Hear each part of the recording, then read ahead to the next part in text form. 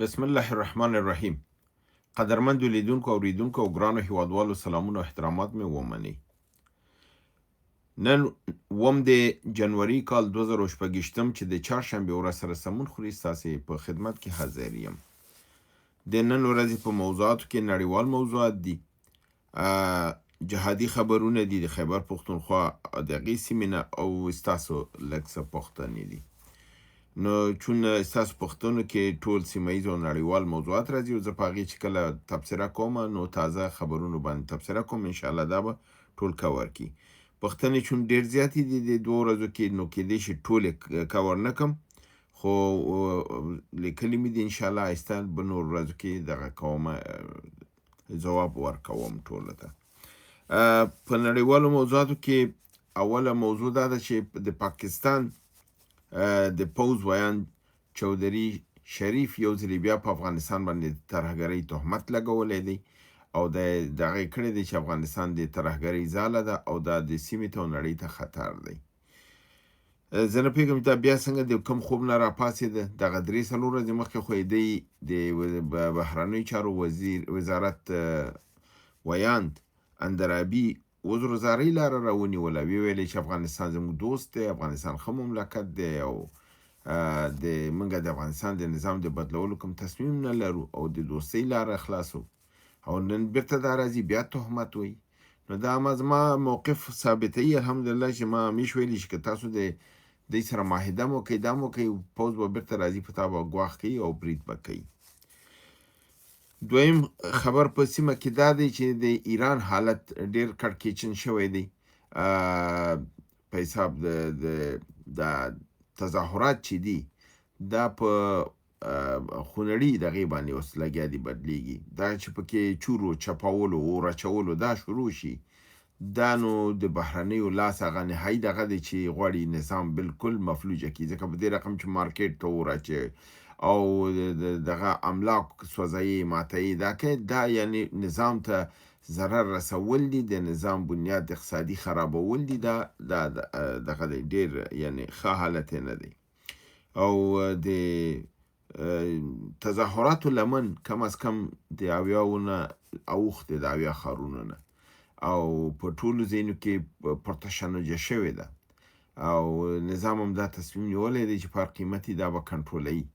فکر کوم چې د چین او د روسیې نه هم څه مرسته وررسېدلې ده چې د ساعت کې دوی سره مرسته وکړي چې دوی وشي کولی دا نظام دغه کنټرول کړي، ځکه چې اوس روسان نو چې نن هم په دې پوهېږي چې یوکراین کې هغلته جنګ روان دی، سوریه هم د لاسه ورکړله، وینزویلا یې رانه واخیستله، نورو ملکونو ته هم ګواښ کوي، اوس د ایران وار دی.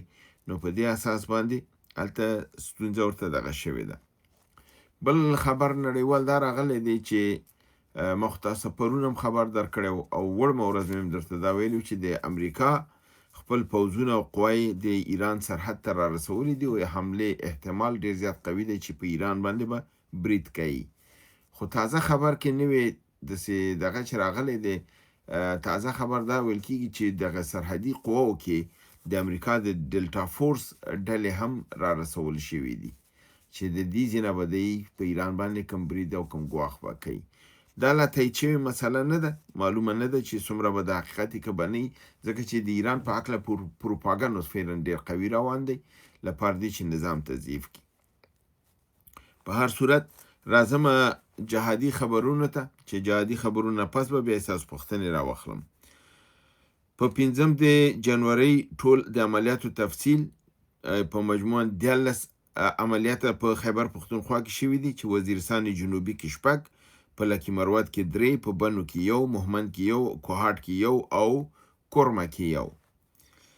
ولایت جنوبي وزیرستان ولسوالي تویې ستر ټټي کې پوځ باندې د 2 پوستو باندې بریدونه شوي دي چې د پوځ د خپل پوستو په پرېښودلو او په تېښته باندې مجبور شوي دي. د ولایت وزیرستان جنوبي ولسوالۍ زرملنه په دروازګۍ پوستې باندې برید کې 3 پوځیان وژل شوي دي. همدارنګه وزیرستان جنوبي د سراروغې ولسوالۍ کې کونړۍ سیمه کې پر پوځ قافلې باندې برید ترسره شوی چې مالي او ځاني تلفات یې ور اړولي دي. همدارنګه د وزیرستان جنوبي ولسوالۍ شکتوی کې د خوښې پوستې باندې 2 جلا جلا بریدونو کې یو عسکر وژل شوی دی، نور ټپیان دي. همدارنګه وزیرستان جنوبي په ولسوالۍ شکتوی کې د پوز پر 3 موټرونو برید وشو چې 3 عسکر پکې هلاک شوي دي. همدارنګه ولایت لکي مروت ولسوالۍ لکي مروت په شیخوله کې د فوج او پولیس او د امن کمیټې خلاف بریدونه شوي دي او مالی وزاني تلفات خبرتي نشته دی. عباس خټک د امن کمیټې مشر د لمریز برېښنا پلانټ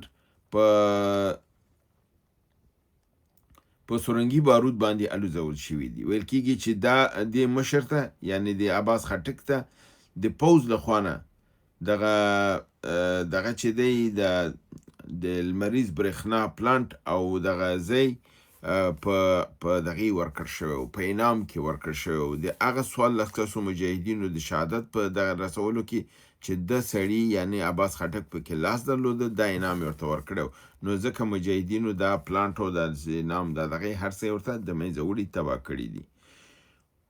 ولسوالي غزني خیل خیروخیل سیمه کې د پکې اوسیدونکی یو جاسوس چې ټي آی ای د راپور په اساس گرفتار شو، خو د دغې قومي مشرانو په دغې باندې خوشي کړلی شو. ولایت بنو ولسوالي بکاخیل د خانیخیل پر مجګي روډ کې د فوج پر قافله کمین ووهل شو چې 6 عسکر وژل شوي دي او 14 نور ټپیان شوي دي. ولایت مومن ولسوالي خویزو بایزو سوران دره کې د اف سی پر پوسته باندې د سنایپري برید کې یو عسکر وژل شوی دی. ولایت کوهاټ ولسوالي کوهاټ د شادیپور په فتح ګل بابا باندې د جاسوسۍ په الزام گرفتار شخص انعام الله شاه ولد ظاهر شاه چې د مشرانو په ضمانت سره بیرته خوشي شو لپاره دی چې دا ژمنه وکړه چې دا به بیرته پوز کې کار نه کوي. ولایت کورمه ولسوالي سده د تاتانګ کلی کې یو اوسیدونکی ګلجان ولد ملک جان د ټي آی ای راپور په اساس گرفتار او بیرته د مشرانو په ضمانت سره خوشي کړلی شو. اوس راځم ستاسو پوښتنو ته. تنویر آفیشل وی چې روسیه او چین ولې د امریکا مخه نه نیسي، او بل دا چې کوم کار چې امریکا شروع کړی دی چین او روس به هم شروع کړي، یعنی په ملکونو حمله او یا په امریکا او یا به د امریکا مخه ونیسي. وروره روس او چین که د امریکا مخه نیولی شولی نو وخت به ورته مخه نیولی وی. هر څوک خپل منافعو ته کار کوي، خپل ځان ساتي. که چیرته فرضاً مستقیما جنگ ته داخل شي، دریم نړیوال جنگ نښلي، نو د لپاره لاره صافوي دیم خپل کوي، خپل کار کوي هغې خپله.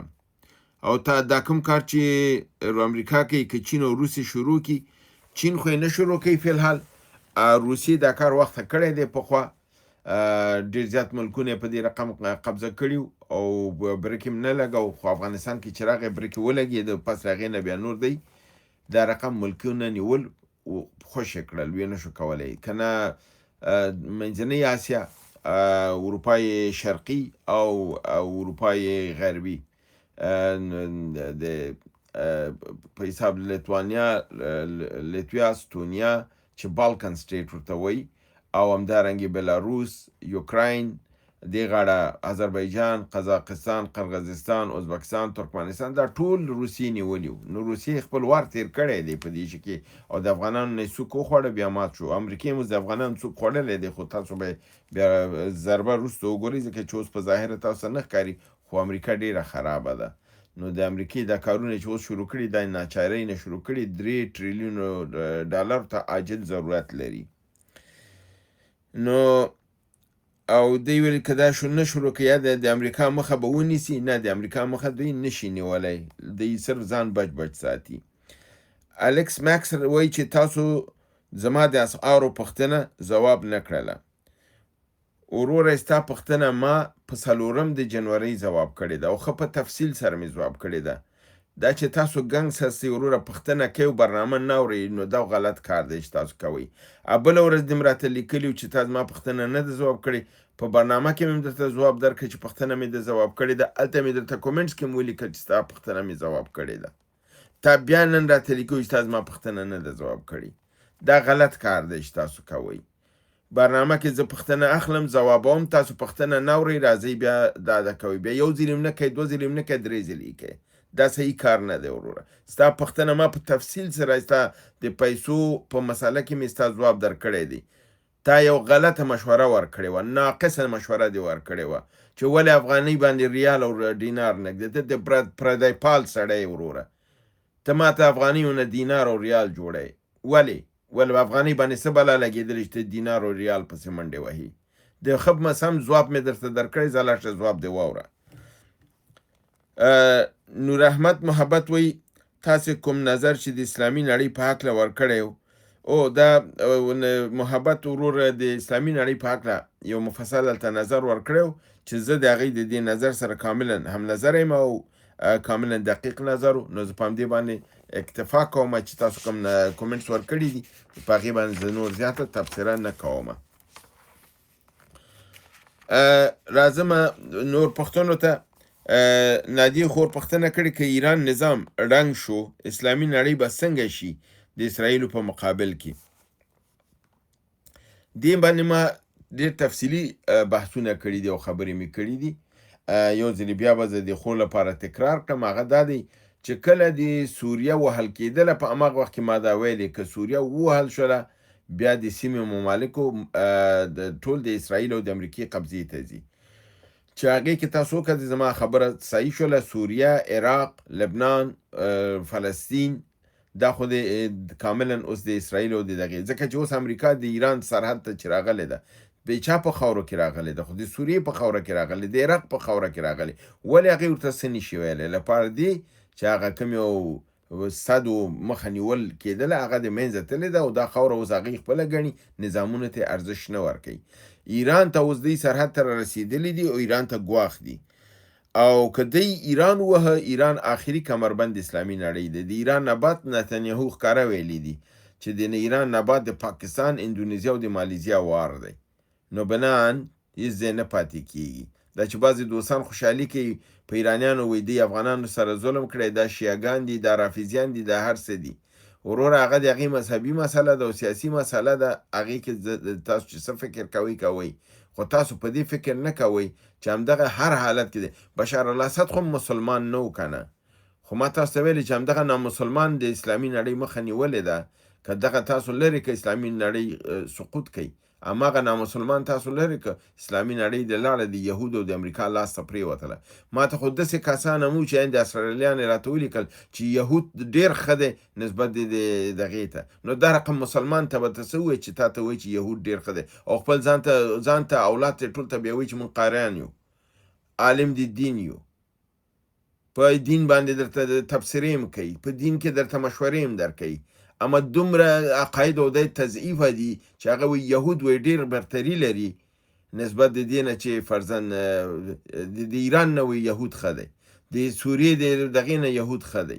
یعنې اسلامي نړۍ د غرقه شي، د یهود لاسه دې ولېږي، خو بس د دوی هغه ضد د خدای پوره کړي.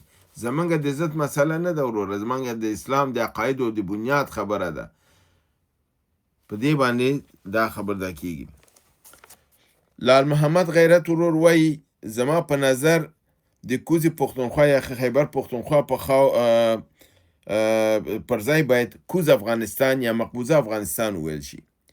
وروره خو دی مقبوضه افغانستان، خو دا نوم دی د هغې سیمې چې خیبر پښتونخوا نوم دی. نو ته څنګه د هغې خلکو نوم ورته په زوره بدلوي؟ دا نشي کولی. د هغې خلک ستا د خاورې حصه دي، ته به د هغې نوم به ورته په عزت سره اخلي. پېښور ته به پېښور وایي، کوهاټ ته به کوهاټ وایي، بلوچستان ته به بلوچستان وایي. نوي نومونه نشي ورکولی. کوزه پښتونخوا خو کوزه پښتونخوا خو دی، دنه انکار نشته، مګر هم اصلي نوم یې همدا پښتونخوا ده چې د پښتنو سیمه ده. 45 میلیونه تنه په خیبر پښتونخوا کې دي، همداسې 11 میلیونه په بلوچستان کې دي، ټول مجموعاً 55 میلیونه کېږي پښتانه. خانجان وایي چې د پاکستان او هندوستان جګړې په هکله معلومات چې دا کله کېږي. وروره دا پیشبیني خو هېڅوک تاته نشي کولی چې جنګ به کله کېږي، خو ښکاره خبر ده چې هندوستان موقع ته ګوري، که لاس یې بر شو په پاکستان باندې برید کوي، پرېږدي یې نه. استاد نجفي د برلین نه لیکي، دا پوښتنه دا کړې ده چې دا کوم کانال زما چې دی په کوم کې د استاد صادق فطرت اواز چې دی وایي دا ستا چینل دی؟ هو وروره نجفي زاده وروره استاد نجفي دا زما خپل چینل دی. انعام الله ورور وایي چې ټرمپ سودان او ایران تیل هم قبضه کوي، د مادورو پوځ کاروبار کې مصروف او جنګ نه کاوه. دا ستاسو خپل نظر دی، شخصي نظر دی، کېدای شي ستاسو دغه تحلیل وسی او د دې کې ستاسو دا یو بخش خو بالکل صحیح دی چې ټرمپ د سودان او د ایران په سیم هم دې لپاره دی چې هلته تیل دي، او نایجیریا په سیم هم دې لپاره دی چې هلته تیل دي. نو کوم ځایونو باندې چې د امریکا سترګې دي هلته تیل او ذخایر دي هم دې لپاره ځي. د مادورو پوځ کاروبار هم کوه، خو اوس خو هغه ولاړ دي خپل په د لیډر په شاته ولاړ دي چې زموږ مشر تختول شوی دی او موږ خپل د خاورو نه دفاع کوو، نو تسلیم شوي خو له امریکې ته نه دي، روسو به معلومیږي. علي الرحمن لیکي چې ونزویلا دومره پټرول او ذخایر یې درلودل، ولې مدرن اسلحه او د روس نه او بل ځای نه یې ترلاسه نه کړله. د هغې ذخایر ډېر زیات دي، خو ټول ذخایر یې ایستې نه دي.